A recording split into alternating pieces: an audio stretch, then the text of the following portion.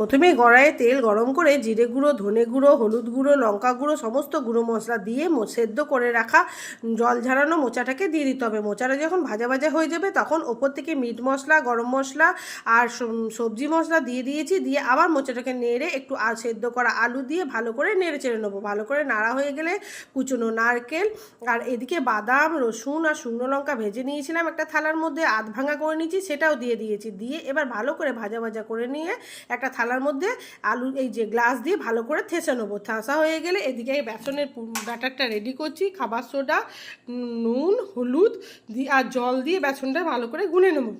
মোচাটাকে এবার ঠান্ডা হয়ে গেলে পুরটা চপের আকারে করে বেসনে ডুবিয়ে গরম গরম তেলে ভাজলেই এপিট ওপিট লাল লাল করে ভাজা হয়ে গেলেই চপ রেডি, মোচার চপ রেডি। আর এটা মুড়ি ভাত যা দিয়ে খাবে দারুণ লাগে। আর মুড়ি দিয়ে তো মোচার চপ বলার নয়। আর ভিডিওটা ভালো লাগলে একটা ছোট্ট করে সাবস্ক্রাইব করে দিন।